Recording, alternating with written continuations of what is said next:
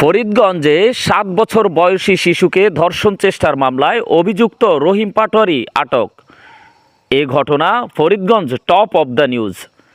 চাঁদপুরের ফরিদগঞ্জ উপজেলার ১১ নং পূর্ব চরদুখিয়া ইউনিয়নের পশ্চিম একলাশপুর গ্রামের ৪ নং ওয়ার্ডের রজব আলী পাটোয়ারি বাড়ির আব্দুর রহিম পাটোয়ারি ৭ বছর বয়সী দ্বিতীয় শ্রেণীর ছাত্রীকে ধর্ষণের চেষ্টা মামলায় আটক।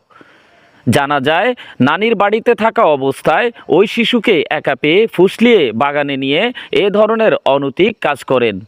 তাছাড়া লম্পট রহিম পাটোয়ারির টাকার লোভ দেখিয়ে শিশুটিকে কয়েকবার এই ধরনের জঘন্য কাজ করেন। ঘটনার পরপরই পালিয়ে যান রহিম পাটোয়ারি। অভিযুক্ত ব্যক্তি ফুঁসে উঠেছেন এলাকাবাসী। এ নিয়ে এলাকায় তোলপাড়। অবশেষে লম্পট রহিম পাটোয়ারিকে আটক করতে সক্ষম হন ফরিদগঞ্জ থানা পুলিশ। এ ঘটনায় শিশুটির মা বাদী হয়ে ফরিদগঞ্জ থানায় মামলা দায়ের করেন। ভুক্তভোগী শিশুটির পরিবার ন্যায় বিচার কামনা করেন।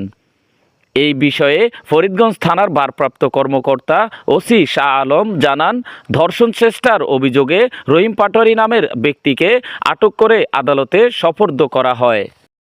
যেহেতু একটা ঘটনা ঘটে আছে অন্যায়কে আমরা প্রতিবাদ করতে জানি অথবা প্রতিবাদ করব, সারা জীবন করে আসছি, এখনও করি, সামনে তো করবো ইনশাআল্লাহ।